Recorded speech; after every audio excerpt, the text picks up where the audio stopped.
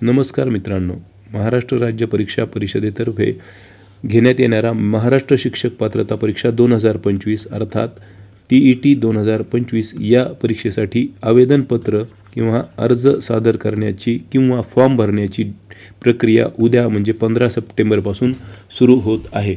तर आपण हा अर्ज अतिशय काळजीपूर्वक भरणं गरजेचं आहे। यामध्ये जी माहिती आपल्याला भरायची आहे ती आपल्या मूळ कागदपत्रातून म्हणजेच ओरिजिनल डॉक्युमेंटमधूनच भरणं गरजेचं आहे। कारण आता जरी आपल्याला कोणतंही डॉक्युमेंट अपलोड करायचं नसलं तरी ज्यावेळेस आपण या परीक्षेला पात्र त्यावेळेस टेटचं प्रमाणपत्र ज्यावेळेस आपल्याला पात्र ठरल्याचं घ्यायचं आहे त्यावेळेस आपल्याला हे ओरिजिनल डॉक्युमेंट त्या ठिकाणी आपल्याला दाखवणं गरजेचं आहे, त्याची पडताळणी केली जाणार आहे।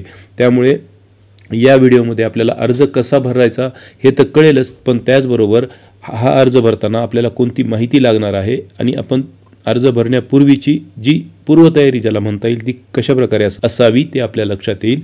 तर महाराष्ट्र शिक्षक पात्रता परीक्षा 2025 परीक्षेसाठी ऑनलाईन अर्ज भरण्याविषयीच्या सूचना खाली नमूद करण्यात आलेल्या आहेत।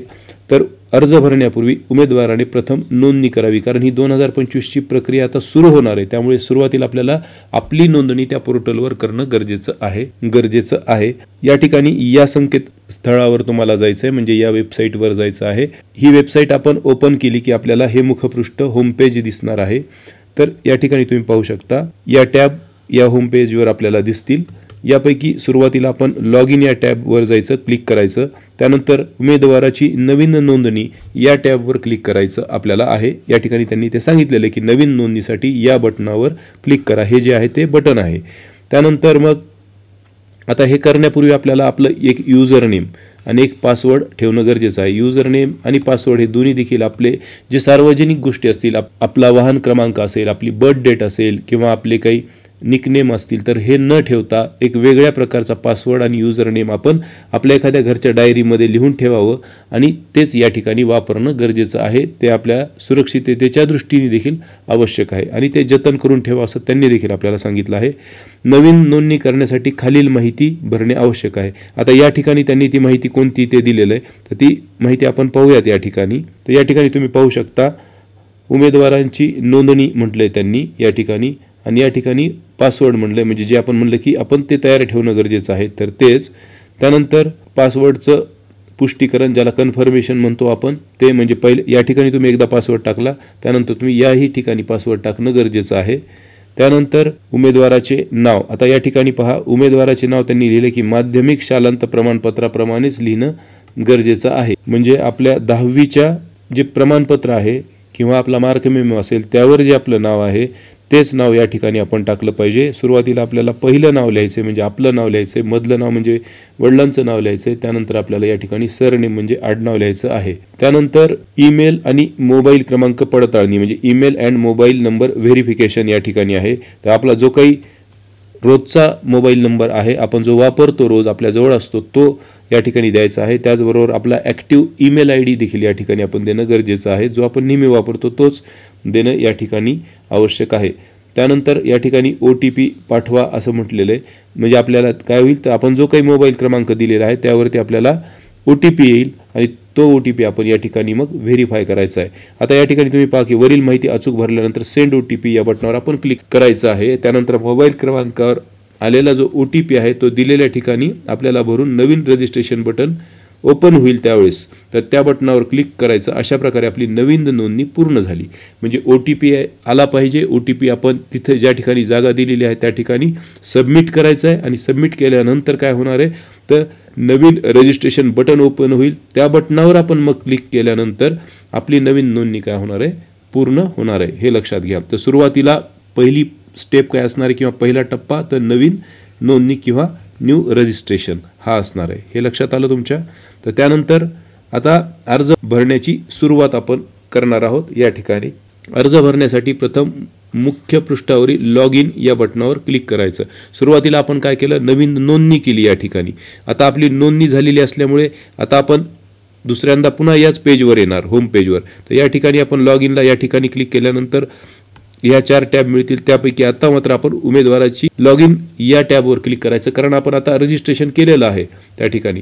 तर या बटनावर आपण क्लिक करायचं उमेदवाराचे लॉग इन या। त्यानंतर आपण तयार केलेलं जे काही युजर नेम असेल ते या ठिकाणी युजर नेम टाकायचं पहिल्या विंडोमध्ये, आणि त्यानंतर दुसऱ्या विंडोमध्ये आपण जो पासवर्ड आपल्याला माहिती आहे आपण लिहूनच ठेवलेला आहे, जो की आपल्याला जतन करायचा आहे, तर तो पासवर्ड त्या ठिकाणी आपल्याला टाकायचा आहे. त्यानंतर या ठिकाणी तुम्ही पाहू शकता की हा जो कॅप्चा आहे तो आपल्याला या ठिकाणी इन्सर्ट करणं गरजेचं आहे. तो एकदा आपण केला की त्यानंतर लॉग इन या बटनावर आपण क्लिक करायचं, आणि त्यानंतर या ठिकाणी त्यांनी सांगितलेलं की लॉग इन या बटनावर क्लिक करा आणि त्यानंतर आपली पुढची प्रक्रिया सुरू होईल. तर अर्ज भरण्याविषयीच्या सूचना खाली नमूद केल्याप्रमाणे आहेत. सुरुवातीला आपण या ठिकाणी तुम्ही पाहू शकता अर्जावरील माहिती भरा. या ठिकाणी त्यांनी सांगितलं की सुरुवातीला तुम्ही या बटनावर क्लिक करा, अर्जावरील माहिती भरा. त्यानंतरची टॅब आहे परीक्षा फी भरा, नंतर अर्ज डाउनलोड करा आणि नंतर आक्षेप नोंदवा. तर सुरुवातीला आपल्याला 1 नंबरला अर्जावरील माहिती भरा याला क्लिक करायचं आहे.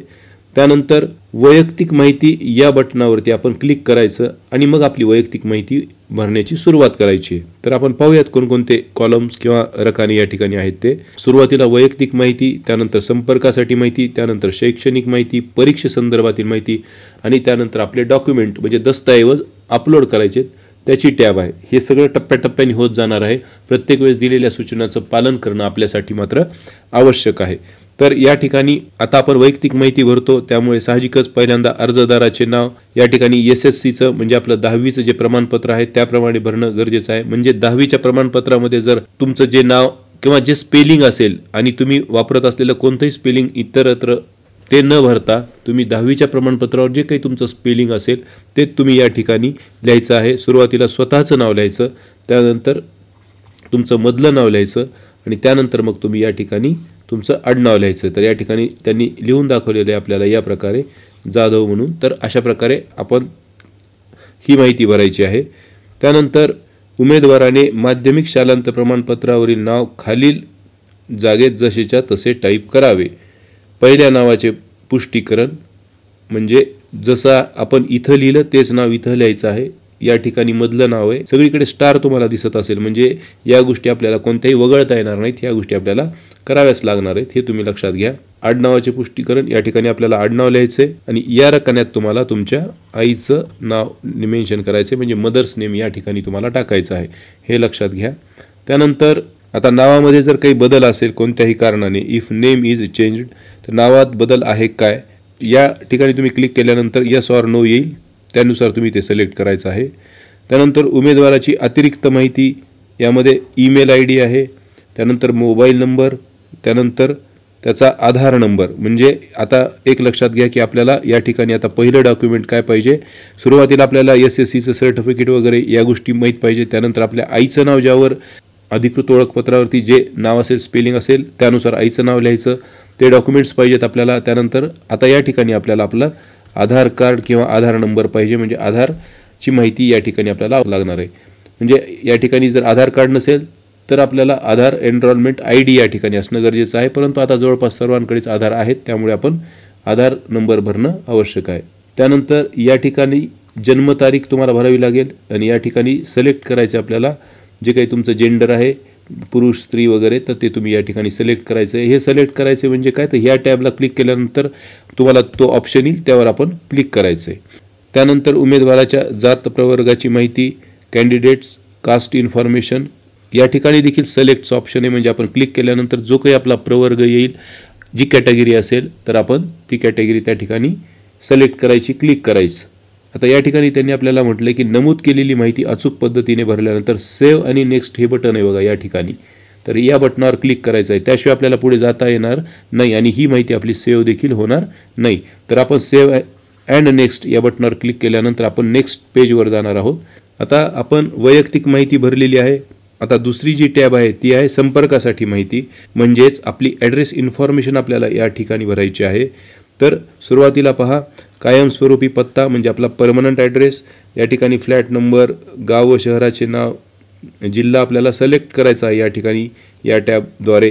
त्यानंतर मग अदर डिस्ट्रिक्ट काही असेल तर त्याबरोबर तालुका, त्यानंतर राज्य आणि पिनकोड क्रमांक देखील माहीत असणं आपल्याला गरजेचं आहे.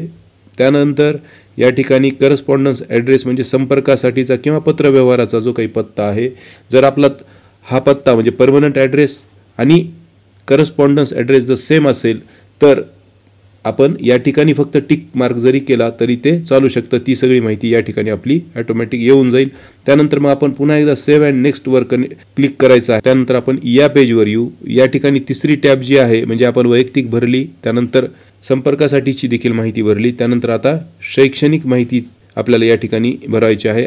अत्यंत महत्त्वाचं असं हे पेज आहे आपल्यासाठी. तर शैक्षणिक माहिती भरायची आहे. म्हणजेच आता लक्षात घ्या की आपल्याला आपले जे काही शैक्षणिक प्रमाणपत्र आहेत ते या ठिकाणी आपल्याला आवश्यक आहेत. आता ही माहिती आपण अशा प्रकारे भरायची आहे. शैक्षणिक माहिती SSC म्हणजे 10वी माध्यमिक शालांत प्रमाणपत्र.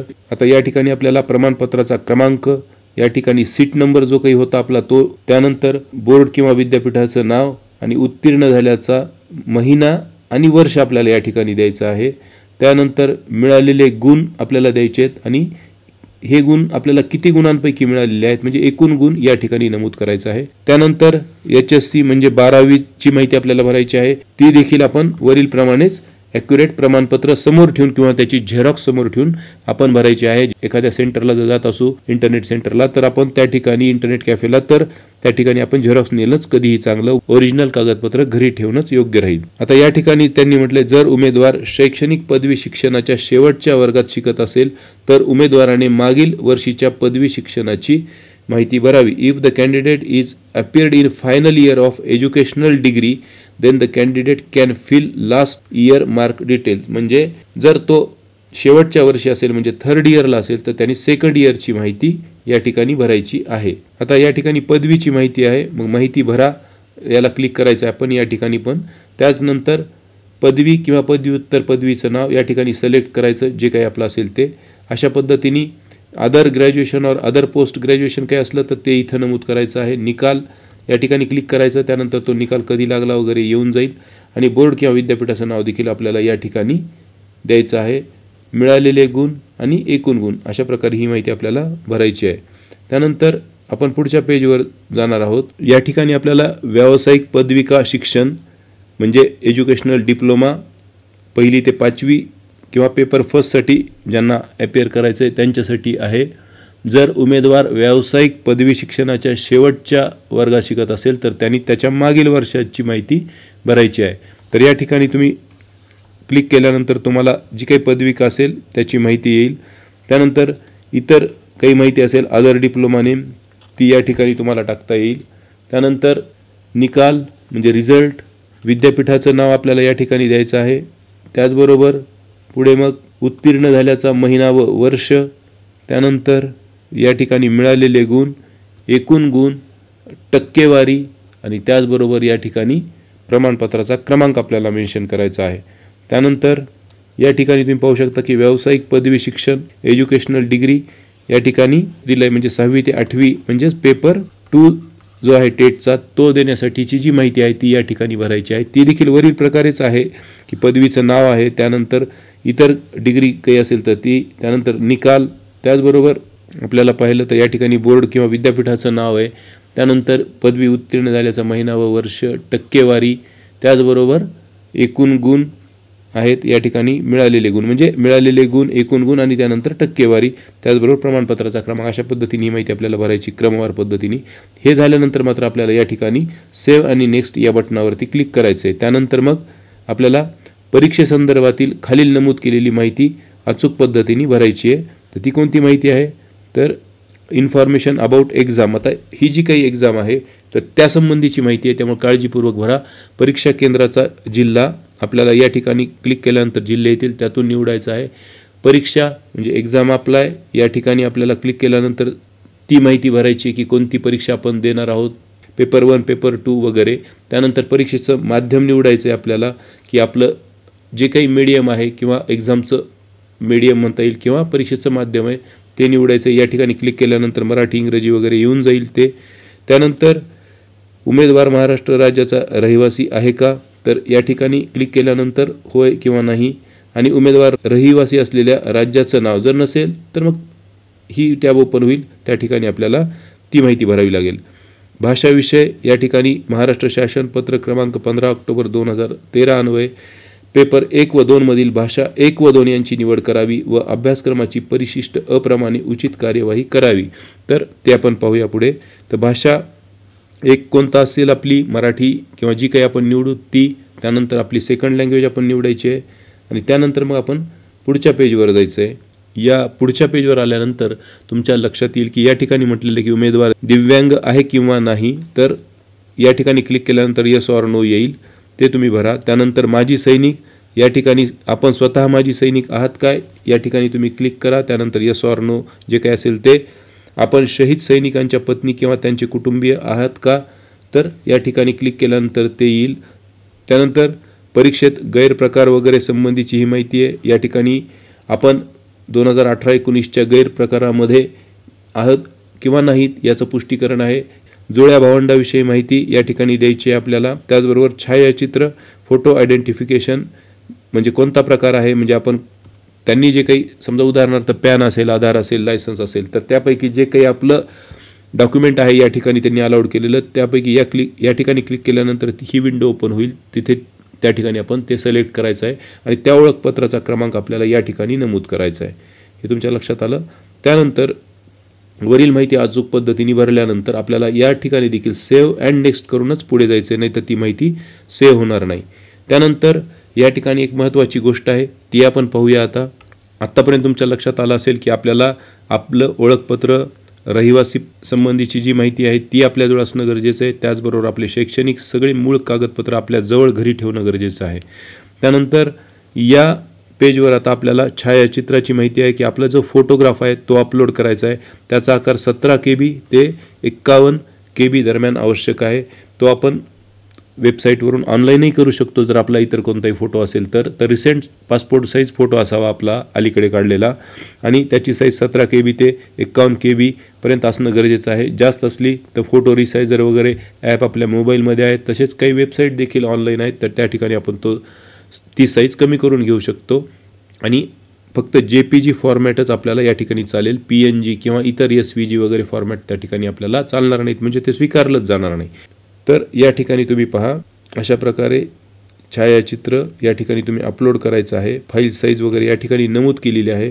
या ठिकाणी एक स्वाक्षरी आहे तुमची, ती स्वाक्षरीची साईज देखील 17 KB ते 51 KB पर्यंतच आहे आणि ती देखील आपली JPG फॉर्मॅटमध्ये आहे. म्हणजे आपण एखाद्या कोऱ्या कागदावरती आपली सही करायची, त्याला एक असा चौकोन आखून घ्यायचा आणि त्यानंतर त्याचा फोटो काढून त्याला क्रॉप करायचं आणि मग त्याची साईज फोटो रिसायझर वगैरे ॲपने आपण कमी करू शकतो, म्हणजे या दरम्यान ती आणू शकतो. त्याचबरोबर या ठिकाणी सेल्फ डिक्लेरेशनचं कॉलम किंवा रो आहे, माहिती आहे, या ठिकाणी विंडो आहे ती.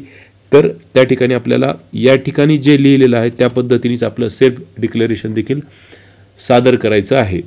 या ठिकाणी ओळखपत्राचा पुरावा म्हणलं किंवा ओळख पुरावा म्हटलं म्हणजे आयडेंटिटी प्रूफ आहे. तर त्यांनी जे काही आयडेंटिटी प्रूफ नमूद केलं असेल तर ते आपल्याला या ठिकाणी द्यायचं आहे. तर 30 KB किंवा 500 KB पर्यंत ती साईज आहे आणि ओन्ली PDF फॉर्मॅटमध्येच आपल्याला ते अपलोड करता येणार आहे, हे तुम्ही लक्षात घ्या. त्यामुळे आपल्याला ओळखपत्र जे काही असेल आपलं ते PDF फॉर्मॅटमध्ये आपल्या मोबाईलमध्ये किंवा कम्प्युटरवर आधीच घेणं गरजेचं आहे. आता या ठिकाणी दिलेली माहिती पहा, त्यांनी आपल्याला स्वाक्षरी जी काही सिग्नेचर आहे त्याची साईज देखील 17 KB ते 51 KB आणि JPG फॉर्मॅटमध्येच पाहिजे. त्यानंतर हे जे सेल्फ डिक्लेरेशन आहे ते वर दिल्याप्रमाणे मजकूर आपल्या हाताने स्वहस्ताक्षरात लिहायचा. त्याची फाईल साईज आहे 17 KB ते 500 KB दरम्यान आवश्यक आहे आणि ती PDF फॉर्मॅटमध्ये पाहिजे. त्याचा जरी फोटो काढला तरी त्या फोटोला PDF फॉर्मॅटमध्ये कन्वर्ट करायचं आपण. त्यानंतर नावात बदल असल्याचे प्रमाणपत्र जे आहे तर त्याचा आकार देखील 17 KB ते 500 KB दरम्यान आवश्यक आहे आणि JPG फॉर्मॅटमध्ये पाहिजे. म्हणजे प्रतिज्ञापत्र हे PDF फॉर्मॅटमध्ये पाहिजे. नावात बदल, स्वाक्षरी आणि फोटो हा JPG फॉर्मॅटमध्ये पाहिजे. त्यानंतर दिव्यांगाचं जर प्रमाणपत्र असेल तर 30 KB ते 500 KB दरम्यान त्याची साईज असली पाहिजे आणि ते देखील PDF फॉर्मॅटमध्येच असलं पाहिजे. आपण ज्यावेळेस रिसाईज करतो त्यावेळेस आपण ॲक्युरेट 500 KB पण न करता 500 KB पेक्षा कमी करायचं, म्हणजे ॲटोमॅटिक ते अपलोड होताना आपल्याला त्रास. या त्या टॅब आहेत की नावात बदल असल्याचं प्रमाणपत्र, दिव्यांग प्रमाणपत्र आणि माजी सैनिक प्रमाणपत्र. तर त्याची साईजसुद्धा 30 KB ते 500 KB आणि PDF फॉर्मॅटमध्येच ते देखील आपल्याला अपलोड करावं लागेल. तर या ठिकाणी त्याची माहिती दिलेली आहे की 30 KB ते 500 KB माजी सैनिक प्रमाणपत्र. त्यानंतर आपले जे डॉक्युमेंट्स आहेत ते आपण एकदम ॲक्युरेट अचूक पद्धतीने अपलोड केले की त्यानंतर शो प्रिव्ह्यू या बटनावर आपण क्लिक केलं की अशा प्रकारे आपण जी काही भरलेली माहिती आहे तर ती आपल्यासमोर येईल. ॲप्लिकेशन फॉर्म प्रिव्ह्यू आहे, म्हणजे जो आपण अर्ज, आवेदनपत्र किंवा ॲप्लिकेशन सादर केलं आहे आत्तापर्यंत माहिती भरून, तर ती सर्व माहिती आपल्याला आता या ठिकाणी दिसेल. आपला फोटो देखील या ठिकाणी येणार आहे. त्याचबरोबर सुरुवातीला आपण भरलं होतं अर्जदाराचे नाव. तर अशा प्रकारे हा पूर्ण फॉर्म आपल्याला या ठिकाणी दिसेल. या ठिकाणी शैक्षणिक पात्रता जी काही पण भरली होती, प्रमाणपत्र क्रमांक, बैठक क्रमांक, ते सर्व आपल्याला या ठिकाणी दिसून येईल.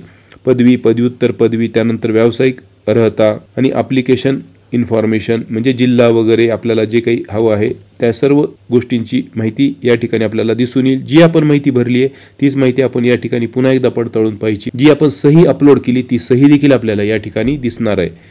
अशा प्रकारे हा फॉर्म भरल्यानंतर आता या ठिकाणी हे प्रतिज्ञापत्र आहे, आपण सेल्फ डिक्लेरेशन जे घोषित केलेलं आहे ते देखील आपल्याला दिसणार. तिथे देखील आपली ही सही आपल्याला दिसणार. त्यानंतर मग हे बघा, हे प्रतिज्ञापत्राचा नमुना आहे या ठिकाणी आपल्याला दाखवलेला.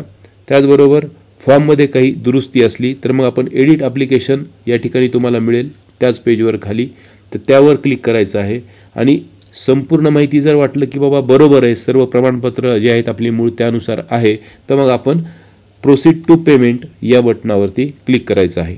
आता आपण पुढच्या पेजवर गेल्यानंतर या ठिकाणी आपल्याला एक्झामिनेशन फी किंवा परीक्षा शुल्काचा तपशील या ठिकाणी पाहावयास मिळेल.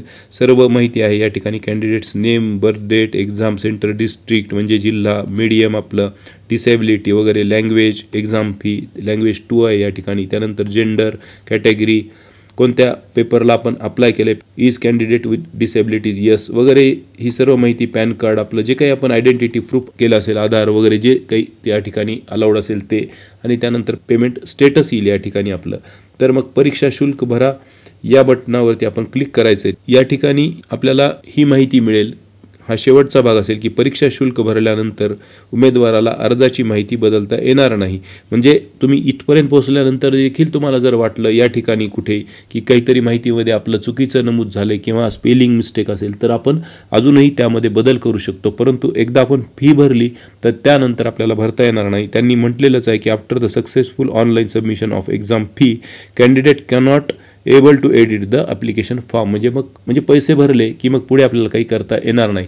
त्यामुळे मग त्यांनी पुन्हा विचारले की परीक्षा शुल्क भरण्यासाठी पुढे जायचे आहे का, do you want to continue for the payment. आपण होय म्हटलं की आपण पुढच्या प्रोसिजरमध्ये जाणार, नाही म्हटलं तर आपल्याला आपली माहिती दुरुस्त करता येणार. या ठिकाणी पेमेंट करण्यासाठी खालील नमूद केलेल्या पर्यायापैकी जो कोणता योग्य पर्याय तुम्हाला वाटतो, मग क्रेडिट कार्ड, डेबिट कार्ड असेल, इंटरनेट बँकिंग आहे, UPI म्हणजे फोनपे, गुगल पे वगैरे वापरू शकतो, पेटीएम, त्यानंतर QR कोड स्कॅन करून आपण पेमेंट करू शकतो.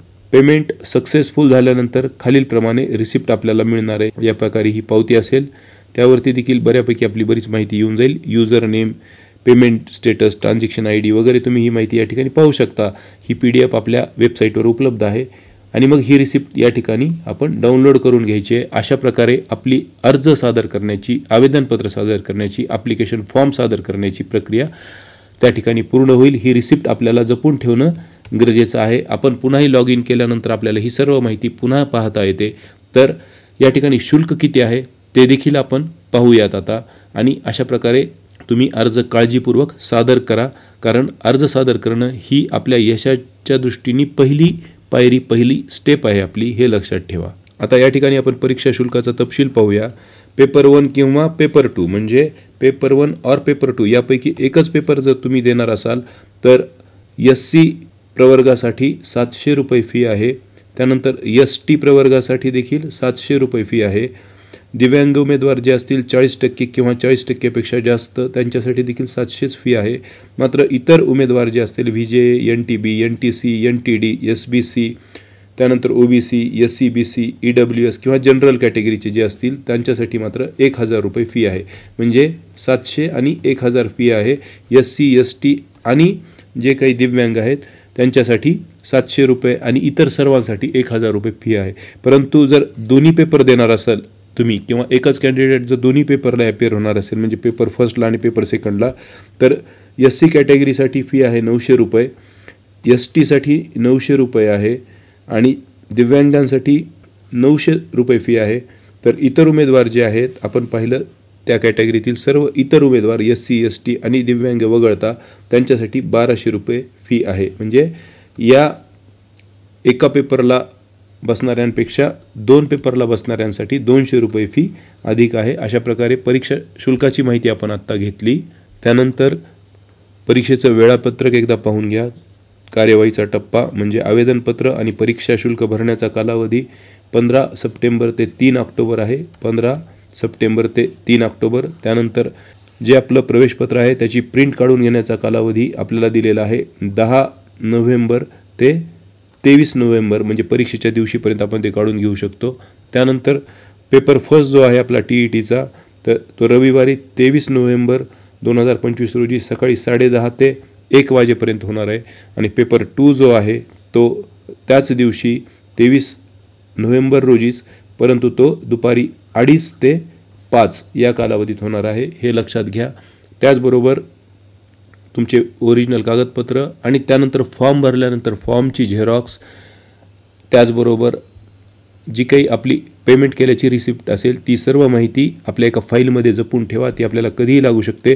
त्याचबरोबर आपला युजर नेम आणि पासवर्ड, आपण दिलेला ईमेल ID या सर्वांची माहिती देखील आपल्याजवळ वेगळी लिहून ठेवा। महत्त्वाचं म्हणजे युजर नेम पासवर्ड आपल्याला प्रत्येक वेळेस लॉग इन करताना लागणार आहे आणि मोबाईल नंबरवर OTP येऊ शकतो, त्यामुळे मोबाईल नंबर देखील या काळात आता बदलू नका। आणि अशा प्रकारे तुम्ही काळजीपूर्वक फॉर्म भरा, कारण मी मागे म्हटल्याप्रमाणे हा आपला पात्र होण्याचा, या परीक्षेत यश मिळविण्याचा खऱ्या अर्थाने पहिला टप्पा आहे। या ठिकाणी जी माहिती आपण भरलेली आहे त्या सर्व माहितीचे डॉक्युमेंट्स, पुरावे आपल्याजवळ असणं गरजेचं आहे, हे लक्षात। जर व्हिडिओ तुम्हाला आवडला असेल तर नक्की लाईक करा, मित्रांना शेअर करा। त्याचबरोबर तुमच्या काही सूचना असतील तर त्या कमेंटमध्ये नक्की नमूद करा। धन्यवाद।